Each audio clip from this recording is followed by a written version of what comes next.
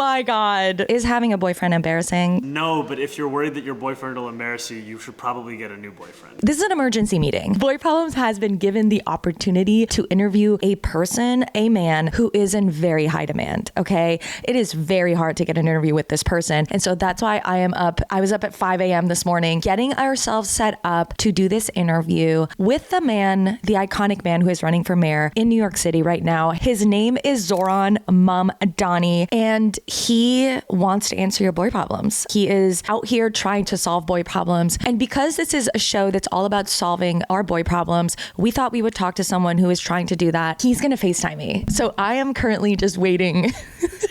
I'm waiting for a FaceTime from a mayoral candidate because this is our live from bed. I love that we don't have to leave bed. That's my favorite thing about this show. We just get to chill in bed and wait for very influential people. Oh my God, he's calling. Okay, wait. Oh my God. How are you doing? People have been asking me, how are you still awake? This pillow is very tempting. Well, I'm glad you're getting a little bit of downtime while we talk. I hope this is a rejuvenating interview for you. Zohran Mamdani, thank you so much for joining us. Welcome to Boy Problems. Thank you so much for having me. It's a pleasure to be here. So this is a show that's all about answering boy problems from the internet, people's questions about boys. And one of the questions that we get the most often is about women who are sort of complaining that men aren't being like intentional with dating or that they don't have the time to date them. So here's a question from a listener. If you want to answer it. This listener says, where do I find men who actually have their shit together? I'm a 32-year-old working single mom. I have a master's, a cat, a dog, and my own home. I'm out in the dating world and it feels impossible to find men who have things going on in their lives. Do they exist? Well, first of all, what an accomplished person. This sounds like an incredible set of facts about her life. They do exist, and I hope that she could find them here in New York City. And my goal is to make it such that we make life in this city that little bit less stressful, that little bit less of a struggle by making it that little bit more affordable, so that those young men that she's looking for can commit themselves to dating as opposed to committing themselves to finding how they can find that little bit of extra money to pay for their rent hike, or to pay for the rising Metro card, or to pay for groceries, so they can start worrying about paying for childcare, which by the time we're in office, we can actually start to deliver universal childcare. That's lovely. Yeah, love and dating and affordability are so connected, and I don't think I hear enough people talk about it. They're very connected. Okay, there's a lot of discourse about the male loneliness crisis, and a lot of women who write into the show, talk about the fact that sometimes the discourse can feel like it's like blaming them, or that somehow it's sort of up to women to resolve this issue of young men feeling more isolated, young men spending more time at home, not again going out and necessarily dating or being as social or having male friendships in the way that I think a lot of women would want them to be. So yeah, what's your take on this issue? And as a policymaker, are there certain policies that you would want to implement to solve this problem? I think, first of all, it is absolutely not women's responsibility to resolve this crisis. I think that this is a crisis that is born out of more systemic forces, and a lot of them have to do with just this greater sense of alienation in today's world as things are becoming more and more expensive for people to afford, and the connections between people are fraying. And one of the things that's been so exciting about this campaign is using it also as a way to build some sense of community and belonging in the city. So it's not just please come out and canvas, it's also what happens after the canvas. It's also a soccer tournament, it's also a scavenger hunt, it's also paper shredding. It's trying to use moments of political organizing as a means of intergenerational connection, and it's just been a real joy to see people who've met who are now they consider to be their friends through this campaign. And I think that that's also something I'm really interested in as the next mayor of the city is how do we create more third spaces? How do we create more places where people can hang out, people can just be themselves without this constant pressure of having to spend money through every single interaction they have? Yeah. Do you know anyone who's like met on your campaign? Are there any like situationships that have come from the Mamdani campaign? I don't know of any relationships. I do know that there have been a number of friends. And maybe it'll lead to more. I met these two young women who were canvassers at an event. They came up to me, they were like, we met on your campaign and now we're married. And I was like, that's incredible. And then they were like, we're just kidding. We're really good friends now. I was like, well, I mean, who knows? Who knows where it goes? But no, I think you have done such a fantastic job of bringing people together. You've been bringing politics everywhere, senior centers to the club out there in New York. And so I think it's really powerful what you're doing. Okay, so last question. There's been a ton of discourse from a Vogue article that argues that having a boyfriend is embarrassing. So the women who were interviewed in this piece said that, I know, having a boyfriend felt almost like Republican, that somehow he's going to humiliate you. If you have a boyfriend, you shouldn't be posting him on IG. Please settle this debate for us. Is having a boyfriend embarrassing? No, but if you're worried that your boyfriend will embarrass you, you should probably get a new boyfriend. There you go. Yes, that solved it. Another thing that would be embarrassing is if your boyfriend doesn't go out and vote. Well, okay. Well, there you go. Come on. Having a boyfriend is embarrassing if he's not voting. So maybe is that a good first date question? Who are you going to vote for in the mayoral race in New York City? Could distill a lot. There's still room for love amidst political differences, but it gives you a sense. Yeah. Well, I appreciate that. I will bring that to the masses. We really appreciate you taking the time with us this morning today. I'm such a big fan of everything that you're building, and it's really an honor to get to talk with you. Thank you for answering our boy problems for our community and giving your great advice. You are very, very welcome. And it's a real pleasure to be here. Thank you so much. Thank you so much. Have a good one. Go back to sleep. Go rest. There you go. Don't let a lot of people in here. I've certainly never filmed a podcast in here. I think I'm a sapiosexual. Are you a lover girl? What does that mean? I am not into vibrators, but I am a very sexual person. I'm a very sensual person. I'm not saying I don't need a man. I need a man. I want you to tell me you want me, and I want you to show me, and I want you to rip my dress off like you mean it. Hello, everyone, and welcome back to Boy Problems. Today, we have a really special episode. Today's guest is someone that I like to think of as a prophet of the hot girl apocalypse, Padma Lakshmi. She's an author, she's a host, she's an activist, and overall sensual genius. She just put out an amazing cookbook called Padma's All-American, and honestly, if anyone's rewriting the rules for how to feed yourself physically, politically, emotionally, it's her. Padma, welcome to Boy Problems. Thank you for having me. We were just yapping that you actually do a lot of things in bed and your team is like resistant. Yeah, I mean, I will do as much in bed as I can. I will do every meeting from exactly where I am now. We try and hide it by putting kind of colored pillows instead of my pillow. Yeah. So they don't know it's in bed, but everyone knows it's probably in bed. I do everything. Zoom meetings, my homework. I'll help my daughter with her homework. Some people say you shouldn't do things in bed, because you won't be able to sleep at night. Like if you work in bed, then that's bad. Like bed hygiene. Do you ascribe to that, or? I mean, there is probably some truth to it, but it's too late now. Like I'm who I'm going to be. Yeah. My bedroom is a sanctuary, and you're very lucky because I don't let a lot of people in here. And I've certainly never filmed a podcast in here before, so I've come a long way. Thank you for letting us into your sanctuary. It's absolutely beautiful. You don't see what we're seeing, but there's a beautiful bathtub right in front of us here at the edge of the bed. One of the things I love about you is that you're kind of full of contradictions.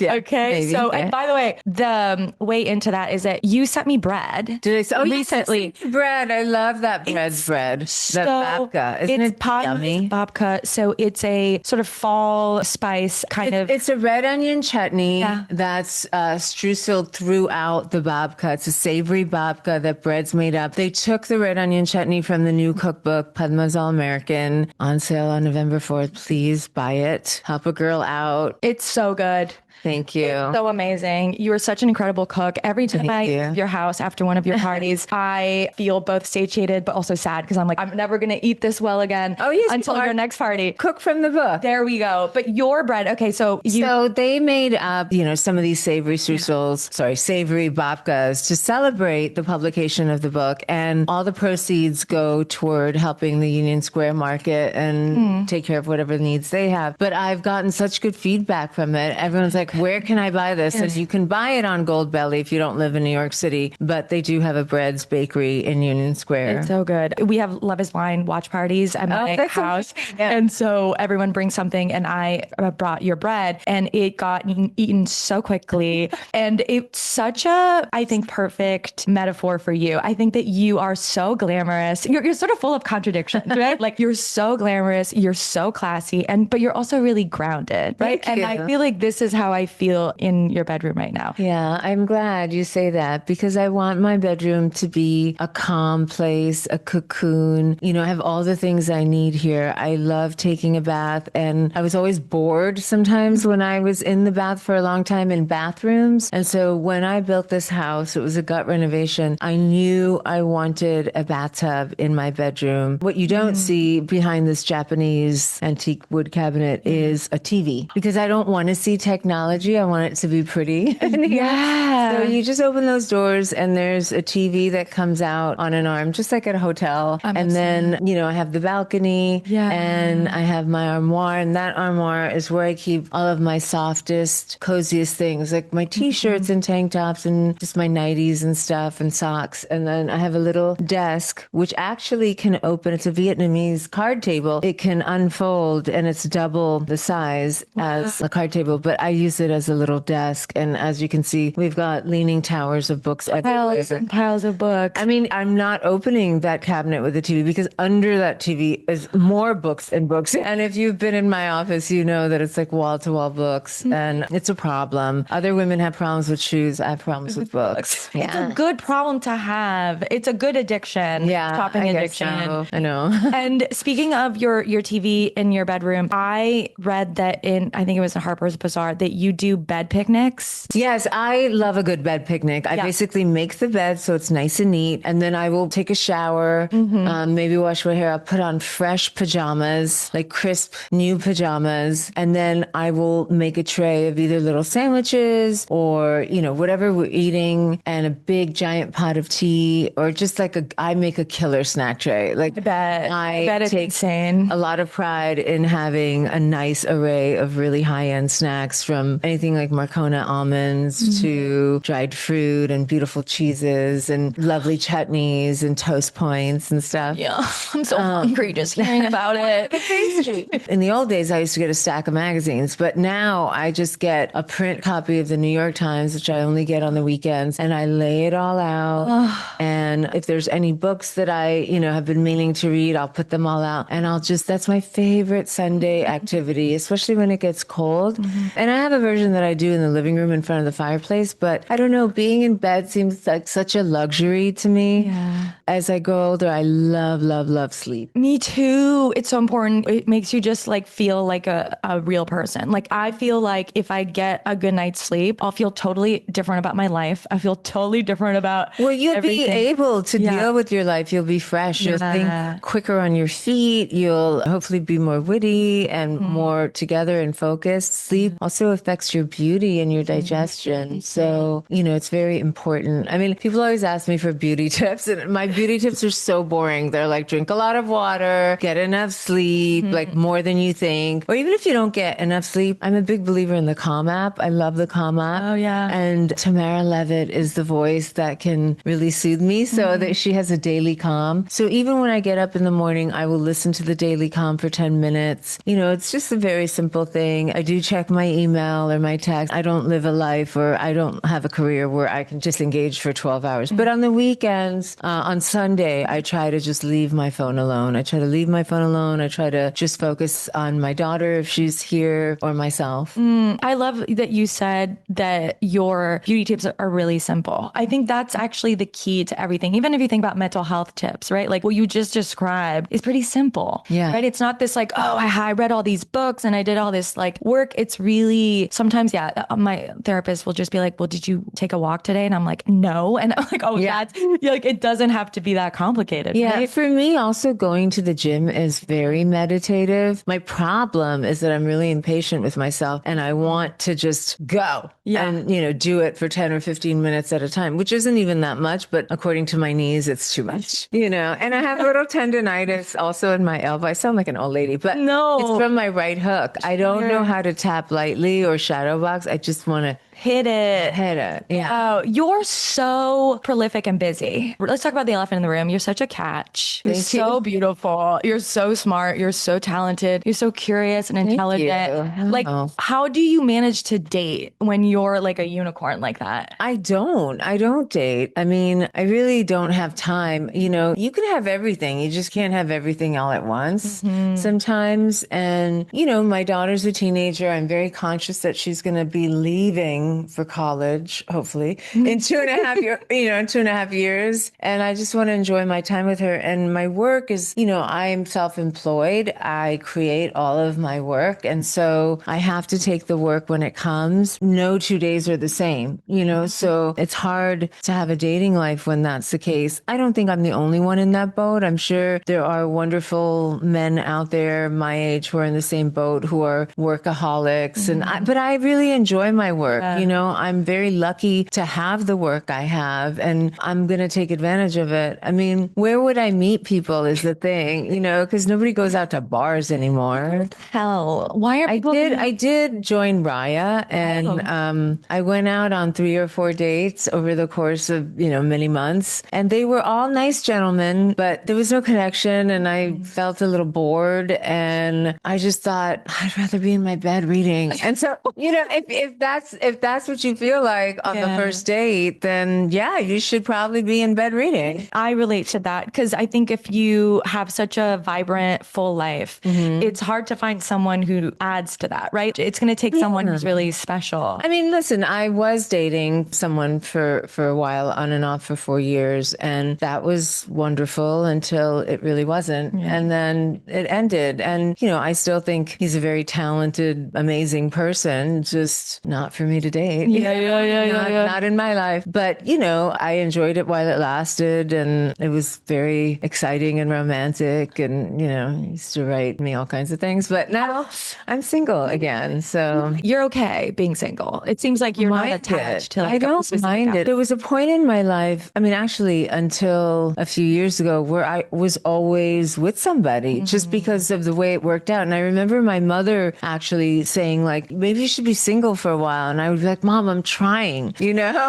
But nowadays, the opposite is true. And I think it's because if I'm coming into contact with you professionally, it's because I work for you or you work for me. In which case, like, neither of those situations are good for dating. And frankly, even if that was a situation and I really met somebody, I was like, oh, you know, it'd be more fun to date this person than work with them. I probably would have, but there was no such temptation at all. And then, you know, I've been on set and that's not appropriate either. So what are you going to do? I mean, my friend Esther has tried to set me up with a couple of people, and actually on paper, they've been great. So she has stellar taste. You know, she set me up with very accomplished, very wonderful men. But again, there was just no chemistry. I think, you know, I have to admire you a little bit. I think I'm a sapiosexual. I know I am. So I don't really care what you look like as long as you're groomed and don't smell. You know, I really don't. And I think my dating history shows that because I've been with all different kinds of people. Yeah. But I do need you to inspire me. I do need you to have some original thought. You know, if you're sitting there talking to me about what you've read in the New York Times, that's only good as a jumping off point. But I don't need you to regurgitate what you read in the news. I already have read it or will read it. You know what I mean? Yeah, so I do. There's nuance to that. Like, I'm a constant learner. I want to learn. I want to grow. I'm curious. I'm very attracted to people who are original thinkers, who are creative in whatever, you know, whatever field they're in, whether they're writers or painters or what have you. But I want to be excited. And if I'm not excited, I'm going to be home making my kid a snack, you know, eating it with her in this bed or reading. Yeah. I mean, I know it sounds super boring, but to me, reading is the greatest luxury because I don't have many days where I have 4 or 5 hours to just read. And I read incredibly slowly. I was never diagnosed, but I have a feeling I'm dyslexic because my daughter is dyslexic and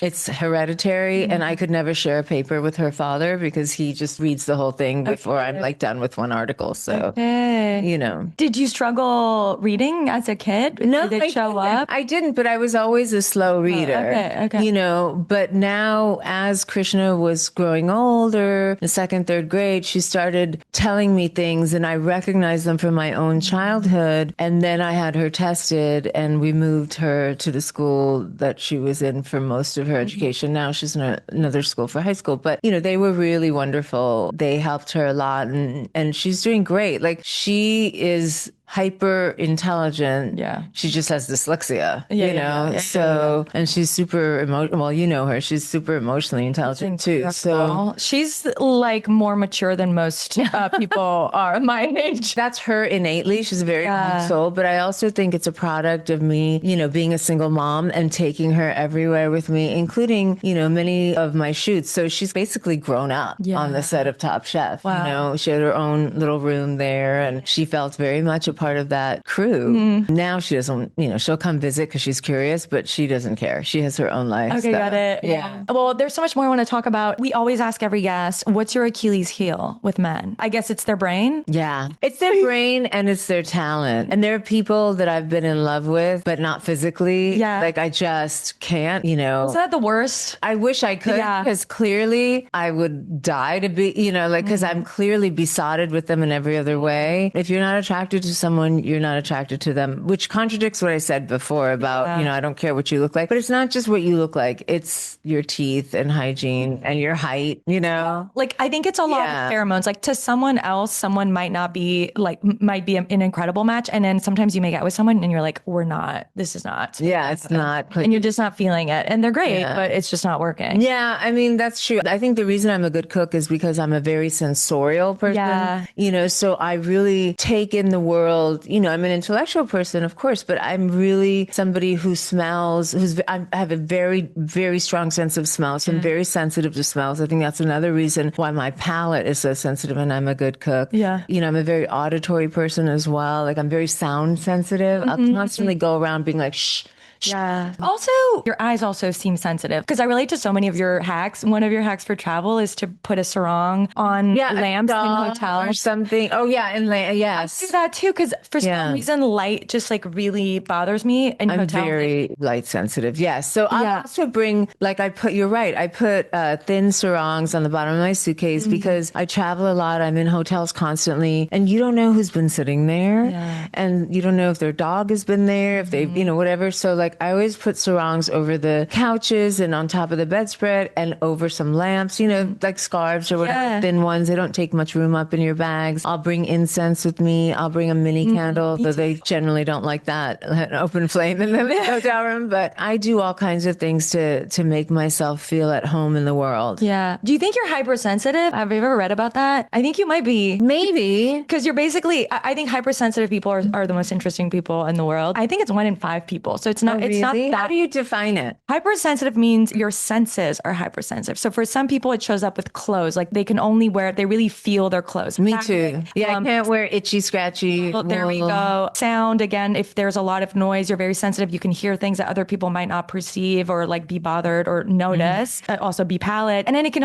also mean your heart and your emotions. So you'll be more sensitive to inequality, that just describes I feel like you are like that. Yeah. I mean, you've always been. I guess so, yeah. I mean, I think that's why I'm a writer and that's why I'm involved in food, again, because I can tell if something is boiling by the way it sounds. I can tell if something is ready by the change in the smell of the dish in the air. Yeah, maybe that's it. Oh my gosh. And I think with dating, it can be a double-edged sword because it means you are also noticing so many things that maybe other people aren't noticing about. Is it good for two hypersensitive people to be together or not? That's a really good question. I would say it's better if you're not, and it depends what you're into, but I need a partner that kind of grounds me, like is the sort of opposite of me. Yes. Me too. Because I'm, very stimulated and attuned and sometimes too much so. And so I actually need someone who's more chill and like easygoing. I get it. I understand. That's what you're into. I don't know. No. Yeah. I want somebody to be like, it's going to be okay. Yeah, me too. Because I start meeting trouble halfway in my mind and I'm like, what about this? What about that? And I've learned now over the years just to deal with today, this week, this month. I don't look too far ahead in my calendar because I get overwhelmed. I'm like, okay, like right now I'm about to go on book tour. So it's good you caught me because as of next week, I'm hitting the road for 5 weeks. I do like 14 cities in the United States, and then I go speak at Oxford. And Oh my gosh. I know, I'm very excited. I was flattered. It had nothing to do with the book. They just invited me. So I was like, yes. Oh, yeah. But the only time I can do it is at Thanksgiving because of this book tour. So if I look at my calendar, I'm literally in a lot of those cities. I'm in for like 8 hours. I don't want to get tired, and I'm terrified like the flights will be late and everything will get backed up. But I can't. I can only do what I can do. You can do what you can do. I can be on time to the airport. I can pack warm clothes. Yeah. I can take my vitamins, and I can hope for the best. Yeah. When I have to travel a lot and there's delays and stuff like that, do you know the burnt toast theory? That helps me. If I get annoyed that there's a delay and I have to go back to my hotel or whatever, burnt toast theory is the story of a man who makes a toast in the morning. It burns. So he has to make a second one and he's running late and he's annoyed. So he makes a second toast. He goes on his way, gets on the train. The train that he was supposed to get on, if he hadn't burned his toast, crashed. And so thank God the toast burned. And so I go, when there's a delay, I'm like, I wasn't supposed to be on that plane. That plane would have crashed, or like that plane would have, there would have been someone on that plane. But I'm not but I supposed get to it. be, But I'm like, a believer in that. yeah. You know, the way I say it is like everything happens For a reason. Well, maybe not, because No. that like, well, you say that to the kid who, crashed his bike. It's not very nice. But I think everything is a benefit if you look at it the right way. Yeah, I agree. I'll say it that way. I agree. It's a lesson or an opportunity. Oh, she's so cozy. Do you sleep with her? No, she goes into that crate right there. And she likes it. Like she'll sleep here. We're watching TV or while I'm reading. And then the last thing I do when I get up to turn off the light, I say, Davina, good night. And she goes in there. She knows. Oh, adorable. Do you want to answer some boy problems? Sure. Okay, let's go with our first boy problem. Liz and Padma, help. I'm down bad, like bad. New levels of crashing out, even for me. Headline, local girl can't stop thinking about guys she went on 6 dates with last year, even though he stood her up the first time and maybe just doesn't want to date her. So I met this guy on Hinge. He had a Taylor Swift song poll on his profile, so naturally I fell in love. We planned a date, but the night of, he never confirmed. I fell asleep on my couch and woke up at 1 a.m. to a text saying he'd started seeing someone else. Okay, I don't love that. Okay. Cut to the following year, I find him back in my DMs. Click out of curiosity. See, he mentions a band that's playing right next to my old job where I still can get in for free. I text him, we go, and it's magic. I've never felt so safe, calm, so sure. We go on 5 or 6 amazing dates. Then life happens. He gets COVID. My parents go through a hurricane. Oh, no. And he ends it, saying it's not the right time. He had just left a long relationship. I was recovering from an assault days before we met. Oh, no. Our goodbye was cinematic, tears, hugs, promises to circle back. Months later, I re-downloaded Hinge, aka relapsed. I've been there. See him immediately, send a screenshot, and he says he's still not ready. I've dated since. I've had a semi-serious thing. Now I'm 28, ready for something real, wondering if I should reach out. Part of me says if he wanted to, he would. Another says maybe it was just bad timing. I'm a lover girl. What do you think? Should I take the risk, or am I just writing a rom-com in my head? I think that you're into him more than he's into you. I hate to say it that bluntly, but, put yourself on Hinge, and it's going to be really hard when you open that app not to DM him or however Hinge works, but you can't unless you want to keep going on this merry-go-round and you're fine with that, and for a period of time, you may be okay with just hanging out with him when he's feeling it and then keep looking. But it's just a waste of time. Like that is not going to go anywhere. You have presented zero evidence to us about why it would go somewhere. Yeah. Yes, you had these 5 or 6 dates that were incredible for you. Yeah. And they may have been really great for him at the moment, but for whatever reason, not enough for him to make any effort. Okay. Yeah. Like when somebody shows you with their behavior who they are or how they feel toward you, you need to take that at face value, because regardless of what he says, you have to look at what he does. Damn, that's really good advice. Thank you. That's really good advice. I totally agree. And I relate to this so much because I think especially when you're 28, you're such a baby. You have so much time. I know what it was like to be 28 and you feel like, oh my God, I have to meet someone. I have to make this happen. And I will You do don't. this. You really don't. I mean, you do if you want companionship, but don't feel like there's some ticking clock. If you have the money, freeze your eggs. Well, that. Don't inseminate them. Just freeze your eggs and that will buy you some insurance. It is expensive. Some companies will pay for it. Ask your parents or somebody who loves you if you can't afford it to help out. I wish somebody had told me to do that when I was 28. That is the best thing you can do. And that will take off some of the pressure. I mean, I'm assuming you want to have kids. Maybe you don't. Yeah. And that's okay too. I'm just saying, I don't want you to feel that, you're on some artificial timeline. I get that you want to have companionship. This guy doesn't sound like he's there for you. Yeah. And that doesn't get better. That gets worse. That's the thing. I think with men, the best advice I've ever heard is to be lazy. Like, be lazy and see what they do. At this point, it seems like it's a lot of you initiating, which I guess if it's after COVID or something like that makes sense. Like, oh, he was sick. And so you're getting in touch. But otherwise, like, you shouldn't be the one circling back constantly. No. And I think you're a lover girl. I relate. Are you a lover girl? What does that mean? It means like you're just like kind of a hopeless romantic. Like you meet someone you want to be. I want to be. And I think I was for most of my life. I think that's what my mom was saying. You're always on this, roller coaster. And I was, and I kind of found myself there. But now, in the last 5 years, I'm not. Like I said, I was dating somebody on and off, but what was it about the roller coaster that you liked? I liked the feeling. Yeah. I mean, I liked getting flowers. I liked planning what I was going to cook for dinner for them. I enjoyed that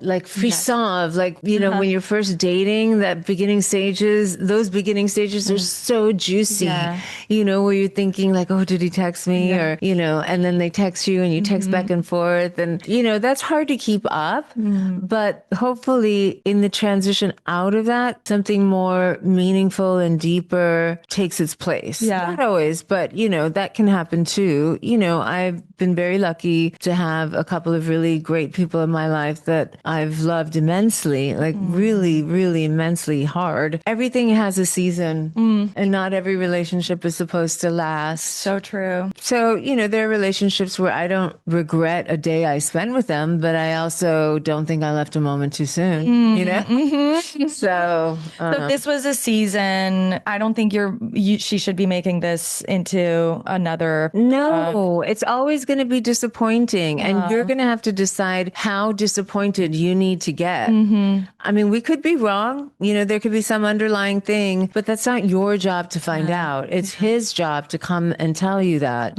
if he wants to be with you. Yeah, 100%. And don't force him by asking him. That's true. And also, I think when a guy likes you, he's like annoyed because he's trying to meet up with you. He's trying to make it happen. And this man does not seem annoyed that you're not together or not spending time together. You're amazing. She signed crazy.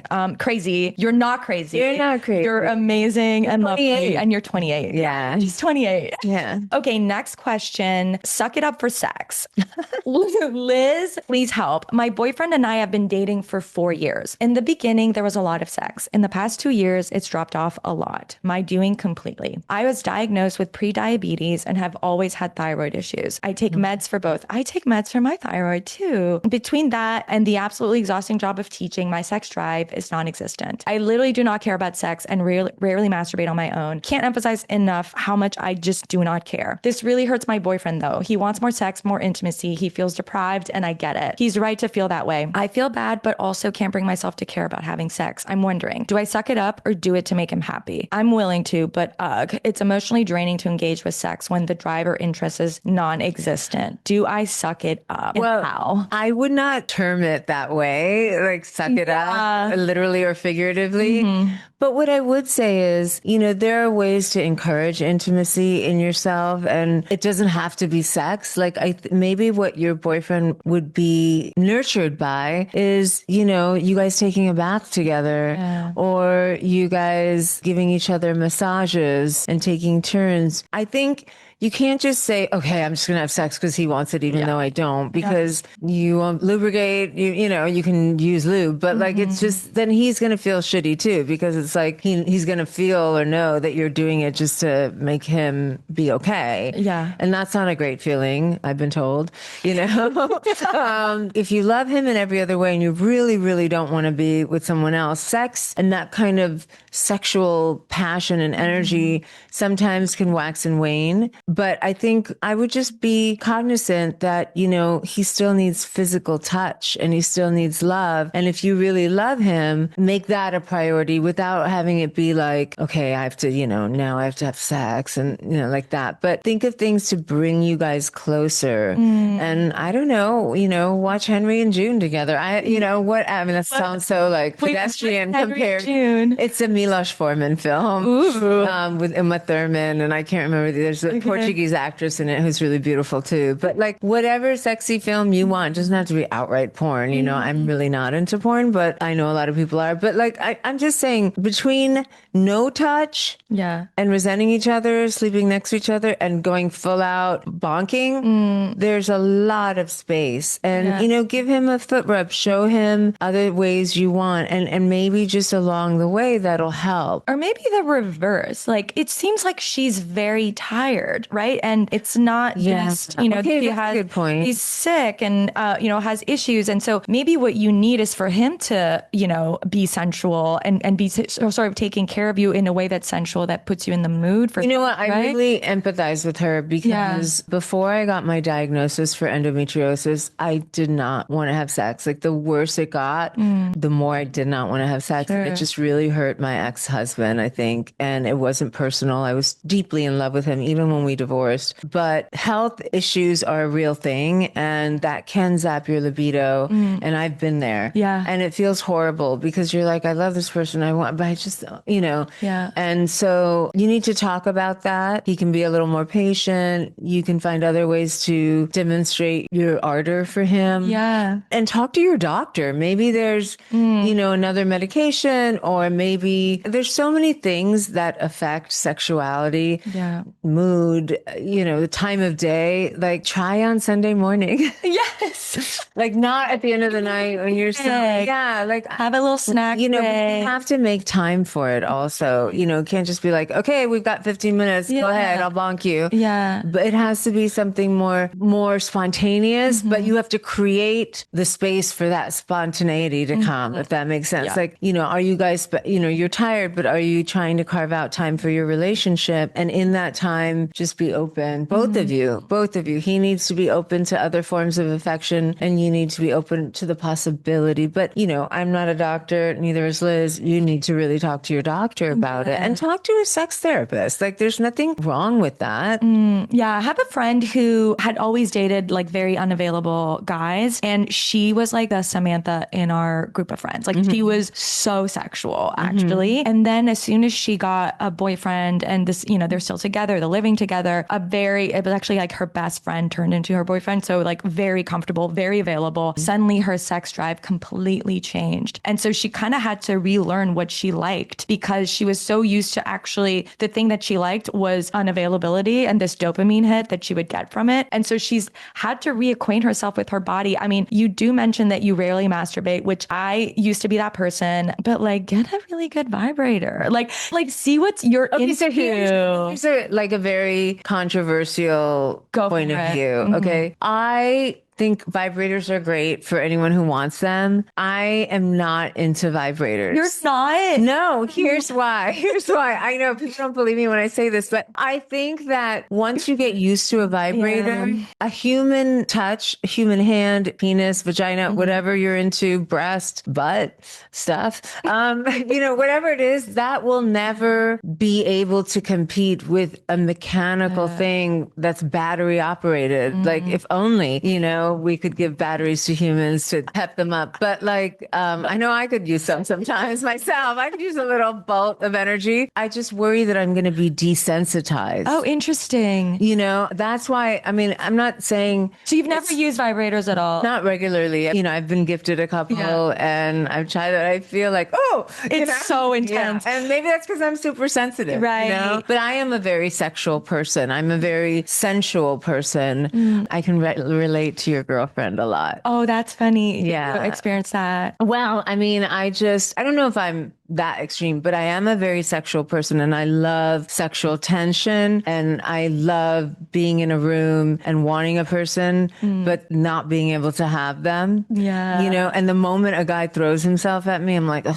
you know, disgusting. Yeah. No, I want somebody who's always there, but not like someone who calms me. But also I think there's a lot to be said for mystery. Yeah. I don't want to be your best friend. I don't want you to leave the bathroom door open. No. I want you to smell good. I want you to surprise me. No farts. No. No farts. No. Just, yeah. I mean, it happens. Believe me, I eat for a living. So anyone who's going to be with me, you know, I try to just walk to the other room as I expect all my partners to do as well. But I don't live with somebody. You know, I don't live with somebody. I'm not married. I don't think I want to be married. Yeah. I've been married, you know. I mean, never say never. If somebody walked into my life tomorrow and there was a good reason to get married, maybe I would, but I don't think so. Like, I really love my life. Yeah. I'm not saying I don't need a man. I need a man, you know. What's the thing you miss the most from not having a guy in your life right now or being single? The thing I miss the most is getting taken out to dinner or dancing and getting all dressed up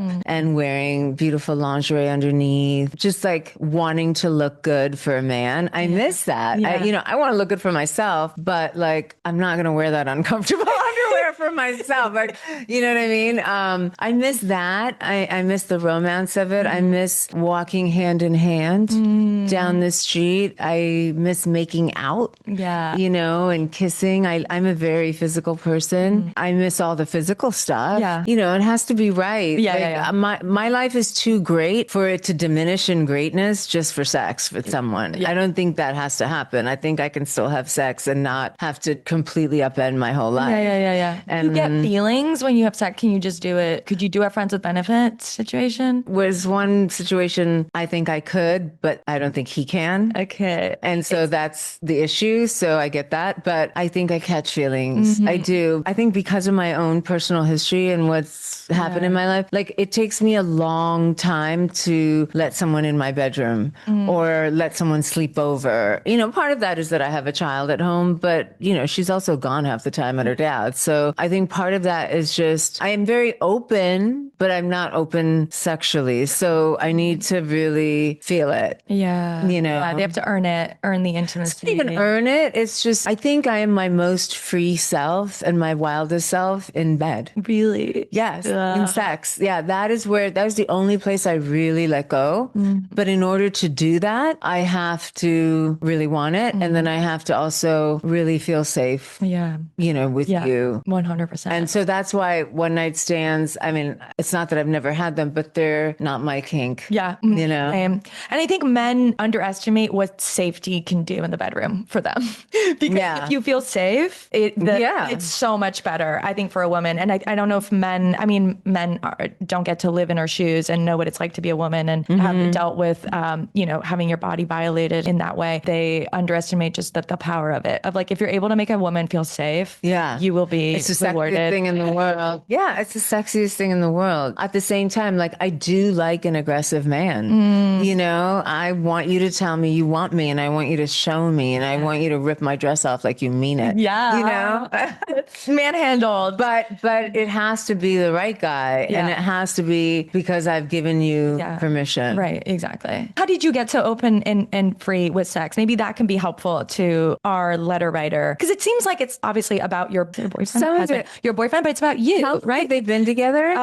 4 years, 4 years. And how long has she had this issue? Who basically in the last 2 years it's dropped off. So you were a sexual person before, and it seems like it's more about you and your body and what you're going through than sort of like adjusting to his sex drive. It seems like you guys had the same sex drive, but you're dealing with health issues. And so like it's about how to find your own pleasure in sex. And actually I think focusing less on him and his needs, but like what does your body need, right? Because sexual what needs are turned real. you on? Yes, exactly. Like maybe you don't want to have sex, but maybe you'd be fine with him still going down on you. Yeah. Or maybe, you don't want that either. It's just, you don't have to masturbate, but you have to care for yourself and you have to remind your nerve endings that you are a sexual and sensual being. And as I said, that can be something as simple as taking a bath with drops of oil on it. That can be, massage. The health piece of it is really difficult because it's its own thing and it's hard to walk when someone doesn't have legs, so to speak. I think there are ways to coax it a little bit back. Again, I would see a therapist. Like, by the way, after the first 2 years or 3 years, it does diminish. It's never going to be like, was she on this? She wasn't on this medicine before. No, it seems like her diagnosed and on meds, sort of halfway through a relationship. But I think you're right. Like you're putting a lot of pressure on yourself. I would approach it like have fun instead of seeing it as a chore. Like how can sex be fun? How can connecting physically be fun? And again, it can look like watching. I always give this advice because I think it's so fun. But like watching a sexy show, like How to Build a Sex Room, or like I was on Netflix. It doesn't put any pressure. Like porn, I don't enjoy porn, or like watching porn. Someone wouldn't do it for me, but maybe it does it for you. But just watching like a sexy show, bringing the conversation into the room in a non-threatening. You're not doing this. I want that way. Exactly. And just enjoy yourself and see it as a way to love your body, not another additional thing that your body has to do. Because it seems like, you have a lot riding on you. This should be a release and be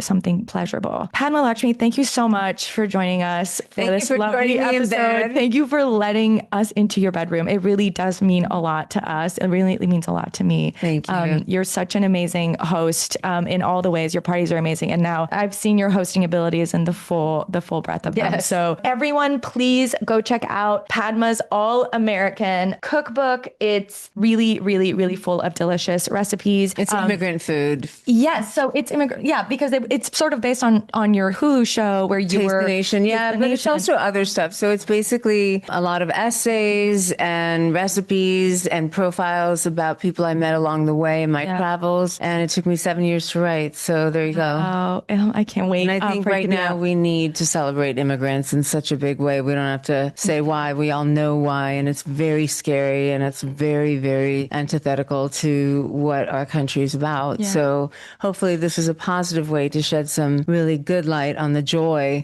of being an immigrant and enjoying everything that immigrants from all over bring to our culture. Yeah, I appreciate your work so much in the kitchen and outside of the kitchen with everything you're doing from food to advocacy. And thank you for coming. I love your videos too. I always go on your Instagram and I don't try not to be on Instagram too much, but you always make me laugh. I've seen all of them. And I like that you exalt good boys, good men. Good men. We have so many good men. So many good men. And I know you've helped them so much by sharing your experiences on the show. So thank you, Padma. We're going to let you go on with your day. Thank you. Thank you so much, everybody, for tuning in. We'll see you next week. Bye. Bye.